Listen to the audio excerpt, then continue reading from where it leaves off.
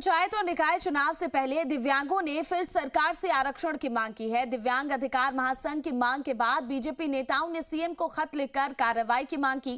पिछली सरकार में भी राजस्थान में दिव्यांगों को चुनाव में आरक्षण की मांग उठी थी। आखिरकार पंचायत और निकाय चुनाव में दिव्यांगों को कितना आरक्षण मिल सकता है, इस रिपोर्ट के जरिए देखिए।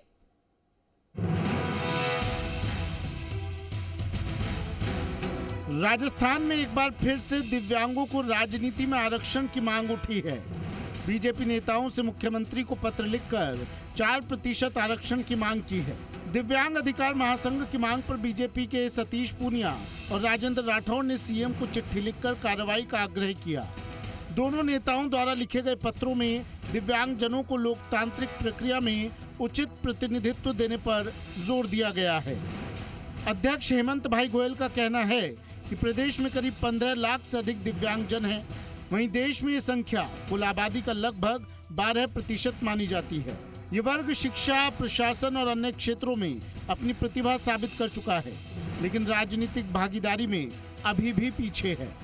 देखिए, सबसे बड़ी बात यह कि चाहे केंद्र में थावरचंद गहलोत साहब जब तत्कालीन सामाजिक न्याय अधिकारिता मंत्री थे, उन्होंने इस बात को सैद्धांतिक रूप से स्वीकार किया।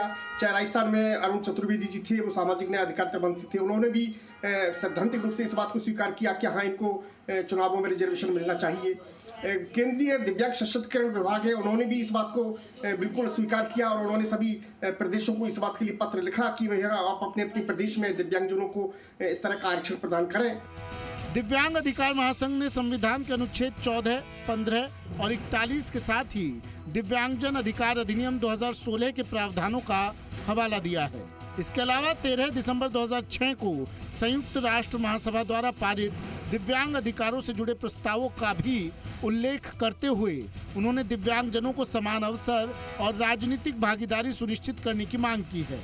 गौरतलब है कि 2009, 2018 और 2021 में भी विभाग से अनुशंसा हुई है, लेकिन अब तक इन्हें लागू नहीं किया गया है। दोनों नेताओं ने अपने पत्रों में इन सिफारिशों का हवाला देते हुए सरकार से जल्द निर्णय की अपील की है। हमने हमारी मांग की समर्थन में संविधान के अनुच्छेद 14, 15 और 41 का हवाला दिया है।